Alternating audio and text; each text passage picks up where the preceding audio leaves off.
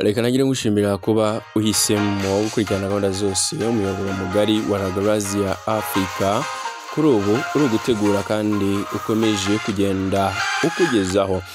Reka ngwifurize igicamunsi kiza ubundi turebere hamwe kuri uyu munsi nibiki biro bivugwa mu bitangazamakuru.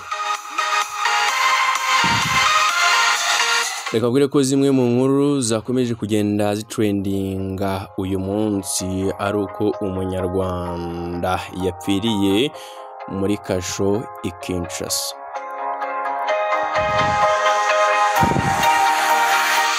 Uyu munyarwanda witwa Rutayisire Jean Marie Vianney yapfiye muri kasho y'urwego rw'igisirikare cya Repubulika Iharanira Demokarasi ya Kongo rushinzwe iperereza Kinshasa ni kuwa mbere ukwakira umwaka wa 2025. Reka ubwire ko Rutayisire yafatiwe muri Kivu y'Amajyepfo mu Gushyingo umwaka wa 2022 agambaniwe n'abanyekongo. Icyo gihe yari yahawe isoko ryo kubaka umuhanda muri iyi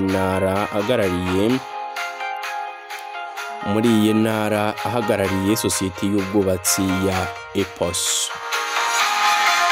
Reka mbwire ko kuri ubu Repubulika Iharanira Demokarasi ya Kongo yashinjaga Rutayisire kuba inasi y'u Rwanda kugeza magingo aya. Icyaha cyashinzwe benshi biganjemo abanyekongo bavugaga ururimi rw'ikinyarwanda. Ibi byose byatangiye kuva umubano w'ibihugu byombi wazamba bakagenda bakatirwa ibihano by'urupfu, ariko Rutayisire we niyigeze anaburanishwa. Umuyobozi w'abanyekongo baba mu gihugu cy'u Rwanda Dr. Awazi Raymond ni kuwa mbere ukwakira yatangaje ko ibyo abanyarwanda bakorerwa muri Repubulika Iharanira Demokarasi ya Kongo bihabanye n'uko abanyekongo bafatwa mu mujyi wa Kigali, kuko bo bahabwa amahirwe ndetse bagahabwa n'agaciro bagenewe.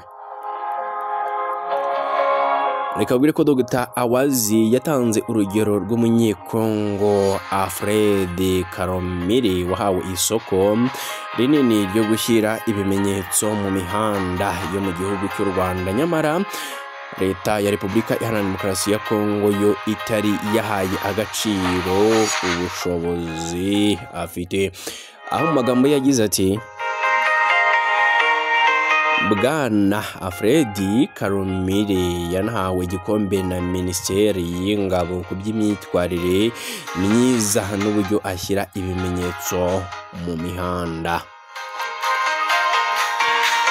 Rutayisire yiyongereye ku bandi benshi bapfiriye muri kasho z'urwego rw'igisirikare cya Repubulika Iharanira Demokarasi ya Kongo rushinzwe iperereza kubera iyicarubozo bakorerwa n'abakozi barwo no gufatwa nabi mu bundi buryo bushyira ubuzima bwabo mu kaga.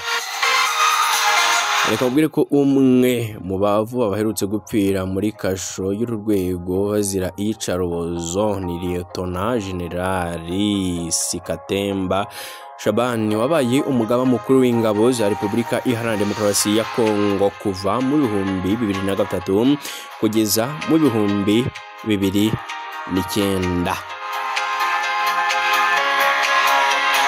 Ngayingoko reka ngushimire ko banangiye hano kuri Ragrazia Africa. Ndakwifuriza komeza kugenda unogerwa n'izindi gahunda zose umuyoboro mugari wa Ragrazia Africa ukomeza kugenda utegura kandi ukomeza kugenda